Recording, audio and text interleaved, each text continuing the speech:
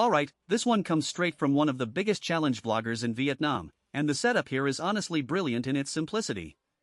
A group of players line up in front of a row of hollow gourds, and hidden inside a handful of them is a small carved fish. Find the fish, you are safe. Cut open an empty one, you are stuck doing push-ups later, and we will get to exactly how many in a minute. Everyone gets one clean cut, no peeking beforehand, no do-overs, just a single swing and whatever is inside is inside. That kind of irreversible commitment is what makes group challenge content like this so watchable.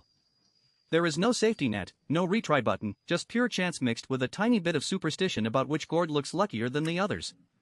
Once the first round wraps up, the format shifts into a shaking challenge, and this is where the energy in the room genuinely spikes.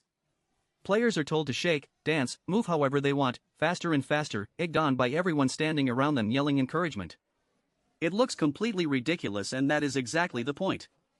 Vlog challenges built around forcing people to be silly on camera tend to perform incredibly well because the embarrassment is shared. Nobody is being singled out, everyone eventually gets their turn looking absurd, and that shared vulnerability is what turns strangers into a genuine group dynamic on screen. Then comes the part viewers are always waiting for, the punishment round. Whoever comes up short across these mini-games has to drop down and start counting push-ups out loud, and this particular session pushes all the way to 50. Watching someone's arms visibly shake by push-up 35 while the group counts along in unison is somehow both funny and a little bit inspiring at the same time. It says a lot about the format that a punishment segment can still feel like a bonding moment instead of pure humiliation. And underneath all of this silliness there is real money on the line too, with a cash prize worth roughly 1 million Vietnamese dong dangled in front of the group as motivation to actually try instead of just going through the motions for the camera. That stake, even if it sounds modest in dollar terms, changes the entire energy of a challenge. People stop performing for the audience and start genuinely competing against each other, and you can see that shift the moment real money enters the conversation. This is exactly the kind of format that built an entire career for creators like this one. Take a simple physical or luck-based game, add a group of enthusiastic participants, throw in a prize worth fighting for, and let the chaos of real unscripted reactions do the rest of the work.